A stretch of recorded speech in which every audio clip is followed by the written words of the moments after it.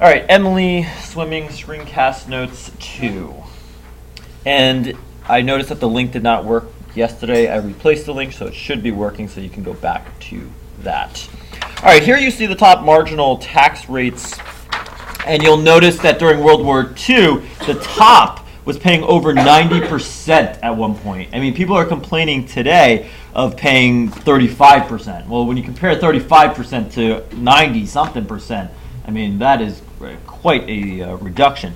Nevertheless, in the 80s, as a result of Reagan, you're going to see tax cuts, and this is going to be part of his Reaganomics, if you will. So really the big overarching parts of Reaganomics, well, reduce government spending, except in the areas of defense.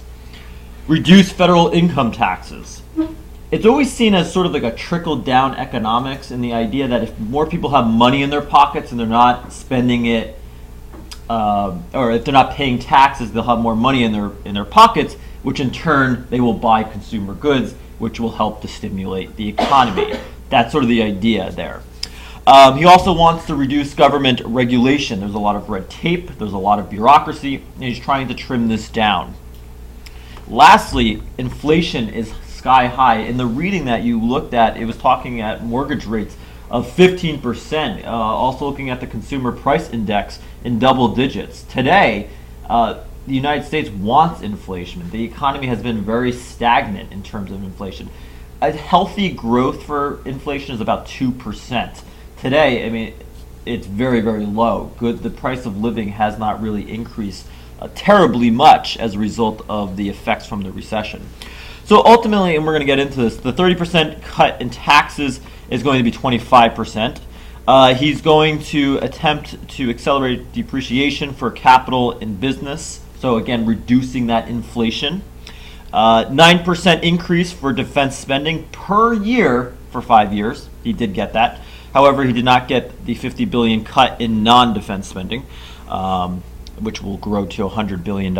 And then on top of that, he will not get the additional cuts of $30 billion in 1983, $40 billion in each of the next 3 years. So he has some mixed success in terms of what he gets approved by Congress at this point. So at this point, tax cuts of 1981, interestingly enough, federal tax revenues are going to increase. You have more spending. Inflation, adjusted manufacturing output rose to its highest point. That is really impressive considering the stagnant economy over the past 10 years. And the fact that it's at its highest point since World War II says a heck of a lot for Reagan at this point. By 89, you look at goods production, 38% of manufacturing. If you compare this to much earlier, it's 28%. Today, it's actually even lower. The United States has tried to gain more manufacturing jobs. However, in the era of globalization, much, much lower. I mean, when you have labor costs that are cheaper. For example, they said, I think it was Nabisco just moved many of its employees to Mexico because you can pay them a tenth of what you might pay somebody in the United States. You don't have to pay them health care. You don't have to pay into a pension. You don't have to pay workman's compensation. A lot cheaper. So that is an issue that we're dealing with today. But again, in the 80s, 89 in particular, goods, 45% of goods production compared to 20%. So certainly during the 80s, you're going to have a rise of an economic sort of boom, if I will say. What is interesting is if you adjust for inflation with respect to taxes, you'll notice that under Reagan, he actually spends more than the revenue coming in. And as a result, the budget deficit, right, the amount that you can't cover, the amount that the government's going to debt, actually increases. Despite the fact that Reagan wants to reduce spending, in turn, it actually enlarges the deficit, which is an interesting mixed legacy that he has.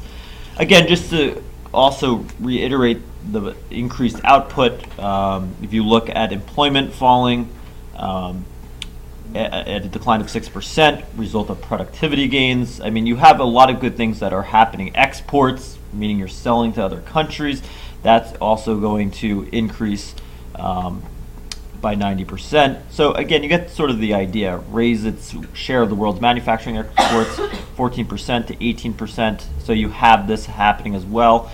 and the U.S. share of the world's manufacturing exports was the same as in 1975. So again, mixed success, but at the end of the day, you have more output, which is what you want for your economy. In terms of jobs, I mean, this is impressive. 18 million new jobs were created in the 1980s.